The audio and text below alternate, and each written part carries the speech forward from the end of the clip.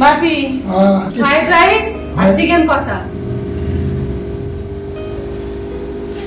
রাইসটা দুর্দান্ত ভালো হয়েছে, ভাত নরম হয়নি, ঠিকঠাক হয়েছে। ইংরেজি নববর্ষের শুভ দিন 1 জানুয়ারি, এইরকম রান্না করে খেয়ে এসব বানিয়ে খেয়ে এনজয় করুন। হ্যাঁ বন্ধুরা, ঠিকই ধরেছেন। আজকে আমাদের বাড়িতে ফ্রাইড রাইস এবং চিকেন কষা হয়েছে। আজকে 1 জানুয়ারি, বছরের প্রথম দিন। 2024 সাল শুরু হয়ে গেছে। তাই আপনাদের প্রত্যেককে জানাই শুভ নববর্ষের অনেক অনেক প্রীতি, শুভেচ্ছা এবং অনেক অনেক অনেক ভালোবাসা। আপনারা প্রত্যেকে সুস্থ থাকুন এবং ভালো থাকুন, ঈশ্বরের কাছে এই কামনাই করি। আজকে যেহেতু একটু স্পেশাল দিন বাড়িতে, তাই ভাবলাম ভাত ডাল আর বানাবো না, ফ্রাইড রাইস এবং চিকেন কষা বানাই এবং সেই রেসিপিটাই আজ আপনাদের সঙ্গে শেয়ার করি। আপনারাও যে কোনো দিন, রবিবারই বলুন বা যে কোনো দিন, এরকম রেসিপি বানিয়ে খান এবং বাড়ির সকলকে খাওয়ান।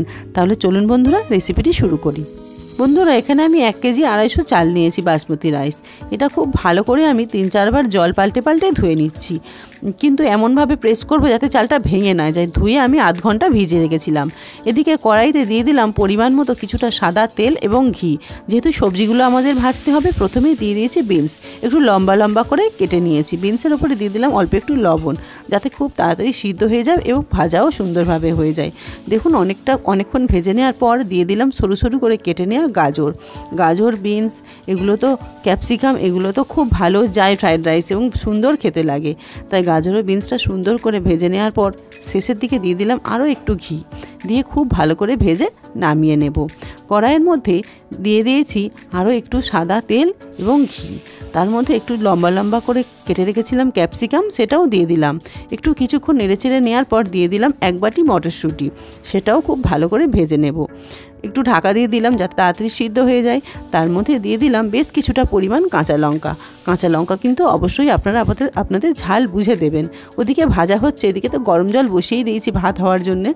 তার মধ্যে দিয়ে দিলাম গোটা গরম মশলা, এলাচ, দারচিনি, লবঙ্গ, পরিমাণ মতো লবণ এবং কিছুটা সাদা তেল, 3-4 চামচ সাদা তেল দিয়েছি। দিয়ে ঢাকাটা আবার দিয়ে দিলাম। জলটা ওদিকে ফুটুক, ততক্ষণে সবজিটা ভালো করে ফ্রাই করে নেব। সবজিটা ভাজা হয়ে গেছে, দেখুন সমস্ত সবজি খুব ভালো করে ভাজা হয়ে গেছে। কড়াইয়ের মধ্যে আবারও দিলাম কিছুটা সাদা তেল এবং ঘি। এবার কাজু বাদামটা ভেজে নেব, হালকা করে ভেজে নেব, গ্যাসের ফ্লেমটা লো করে। কাজু বাদামটাও ভাজা হয়ে গেছে। এরপর কিশমিশটা ভেজে নেব। কিশমিশটাও একদম লো ফ্লেমে ভাজতে হবে, যাতে লাল না হয়ে যায়, পুড়ে না যায়। কিশমিশটাও ভাজা হয়ে গেছে, তুলে নিলাম। এবার কড়াইতে বসিয়ে দেব মাংসটা। ওদিকে ভাতটা হবে, এদিকে মাংসটা বসিয়ে দেব। কড়াইতে দিয়ে দিলাম বেশ কিছুটা সরিষার তেল এবং তার মধ্যে ধুয়ে রাখা মাংসটা দিয়ে দিলাম। এতে কিন্তু কিছুই মাখানো নেই, মাংসটা ভেজে নেব। আমার এখানে 2 কেজি পরিমাণ মাংস আছে। মাংসটা একটু হলুদ দিয়ে ভেজে নেব, লবণটা দিলাম না, কারণ লবণ দিলে জল বেরিয়ে যাবে। একটু ভালো করে ভেজে নিয়ে তুলে নিলাম। এইভাবে যদি মাংস ভেজে রান্না করেন তাহলে মাংসটা গলেও যাবে না আর খেতেও ভীষণ সুস্বাদু হবে। ওদিকে জলও ফুটে উঠেছে, চালটা তুলে দিলাম। এদিকে মাংসটা এবার বসিয়ে দেব। কড়াইতে দিয়ে দিলাম বেশ কিছুটা সরিষার তেল দিয়ে গোটা গরম মশলা, যার মধ্যে আছে দারচিনি, এলাচ এবং লবঙ্গ। দিয়ে দিলাম কয়েকটি তেজপাতা। তার মধ্যে দিয়ে দেব এবার পেঁয়াজ কুচি। এখানে পরিমাণ মতো আপনারা পেঁয়াজ নেবেন, সরু সরু করে পেঁয়াজ কেটে রেখেছিলাম, সেটা দিয়ে দিলাম এবং বেশ কয়েকটি কাঁচা লঙ্কা দিয়ে দিলাম। পেঁয়াজ ও কাঁচা লঙ্কাটা ভালো করে ভেজে নেওয়ার পর আদা রসুনটা ব্যবহার করব। প্রথমেই দিয়ে দেব রসুনটা একটু হালকা করে ভেজে নেওয়ার পর আদাটা অ্যাড করব। মশলাটা অবশ্যই খুব সুন্দর করে কষাবেন, কারণ মশলা কষানোর ওপরেই কিন্তু মাংসের স্বাদটা ডিপেন্ড করে। এখানে আমার আদাটাও ভালো করে ভাজা হয়ে গেছে। এবারে দিয়ে দিলাম একটুখানি জল, যাতে না মশলাটা তলায় লেগে যায়। জলটা দিয়ে খুব ভালো করে কষিয়ে নেব, যাতে বেশ সুন্দরভাবে মশলাটা কষানো হয়। এখানে আমি 2 থেকে 3টি টমেটো কুচিয়ে রেখেছিলাম, সেটা দিয়ে দিলাম এবং লবণ দিয়ে দিলাম, যাতে টমেটোটা গলে যায় তাড়াতাড়ি। ঢেকে দিলাম। এদিকে দেখুন ভাতটা 90% মতো সিদ্ধ করে নামিয়ে নিয়েছি এবং চুবড়িতে ঢেলেও দিয়েছি, যাতে এক্সট্রা জলটা ঝরে যায়। মশলাটা খুব ভালো করে কষিয়ে নেওয়ার পর এখানে মাংসটা দিয়ে দিয়েছি এবং খুব সুন্দর করে মাংসের সঙ্গে মশলাটা এবার ভালো করে কষিয়ে নেব। কয়েক টুকরো আলু ভেজে রেখেছিলাম, সেটাও দিয়ে দিলাম। তার মধ্যে দিয়ে দিলাম লঙ্কা গুঁড়ো, হলুদ গুঁড়ো এবং লবণ। লবণটা আপনারা আপনাদের স্বাদ অনুযায়ী দেবেন। খুব ভালো করে মশলাটা কষিয়ে নেব। আর এখানে ব্যবহার করার জন্য গরম জল করে রেখেছিলাম, সেটাই দিয়ে দিলাম। ওদিকে মাংসটা রেডি হোক, চলুন এদিকে ভাতটা বানিয়ে ফেলি। এদিকে কড়াইয়ের মধ্যে দিয়ে দিলাম সাদা তেল এবং ঘি এবং কিছুটা পরিমাণ আদা বাটা এখানে ভেজে নেব। পুরো একসাথেই আমি ভেজে নিচ্ছি, বারে বারে ভাতটা যখন রেডি করব তখন একটু একটু করে দিয়ে নেব। আদাটা ভাজাও হয়ে গেছে, সেটা তুলে নিলাম। এবারে ভাতটা সাদা তেল এবং ঘিয়ের মধ্যে দিয়ে দেবো। ভাতটা দেখতেই পাচ্ছেন কতটা সুন্দর ঝরঝরে হয়েছে।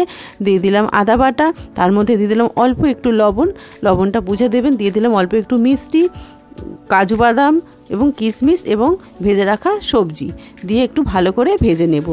এবং দিয়ে দিলাম গোলমরিচের গুঁড়ো আর গরম মশলার গুঁড়ো দিয়ে খুব ভালো করে মিশিয়ে নেব। খুন্তি দিয়ে খুব বেশি জোরে নাড়াচাড়া করবেন না, তাহলে কিন্তু ভাত ভেঙে যাবে। একটু হালকা হাতে আমাদের নাড়তে হবে। এদিকে ভেজে নেওয়া হয়ে গেছে, ওদিকে মাংসটাও রেডি হয়ে গেছে। নামানোর সময় দিয়ে দিলাম ধনেপাতা কুচি এবং অল্প একটু গরম মশলার গুঁড়ো। ভাতটা তো আমার অনেকটা পরিমাণ, তাই একসাথে আমি ভাজতে পারলাম না, বারে বারে করে সবটাই রেডি করে নেব। দেখুন কি সুন্দর ঝরঝরে হয়েছে এবং কালারটাও কিন্তু খুব ভালো এসছে। ভীষণ লোভনীয় হয়েছে দেখতে। মাংসটাও খুব ভালো হয়েছে, রাইসটাও কিন্তু দেখতে ভীষণ ভালো হয়েছে। পুরো ফ্রাইড রাইসটাই আমার রেডি হয়ে গেছে, মাংসটাও রেডি হয়ে গেছে। দুপুরের টাইম, খাবার টাইম হয়েও গেছে। দেখতে পাচ্ছেন নিশ্চয়ই চিকেনটা কত লোভনীয় হয়েছে, দারুণ স্মেল আসছে আর সুস্বাদুও হয়েছে। বাপিকে এবার খেতে দেব, বাপি আপনাদের বলবে কেমন হয়েছে। ভাতটা আমি হাত দিয়ে তুলে আপনাদের দেখাচ্ছি, দেখুন কতটা ঝরঝরে হয়েছে, অথচ সুসিদ্ধও হয়েছে। ভাত তোলা হয়ে গেছে, এদিকে চিকেনটাও তুলে নিচ্ছি। চিকেন দিয়ে কিন্তু দারুণ স্মেল আসছে, চিকেনটাও ভীষণ সুস্বাদু হয়েছে। বাপিকে আজকে লেগ পিস দেবো, লেগ পিস তুলেও নিয়েছি। চলুন বাপিকে এবার খেতে দিই। বাপি ফ্রাইড রাইস আর চিকেন কষা। রাইস আর চিকেন কষা, কষার সাথে একটু গ্রেভি আছে। তুমি এবার খাওয়া শুরু করো, খেয়ে বলো কেমন হয়েছে। আমি খাই। হ্যাঁ খাও।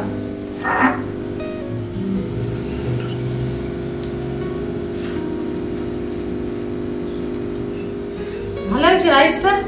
রাইসটা দুর্দান্ত ভালো হয়েছে, নরম হয়নি, যা শক্ত হওয়ার হয়নি, ঠিকঠাক সিদ্ধ হয়েছে। ঠিকঠাক হয়েছে।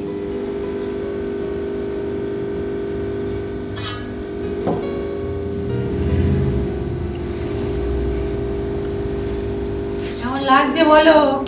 সত্যি সত্যি খুব ভালো হয়েছে কষাটা আর এই রাইসটা।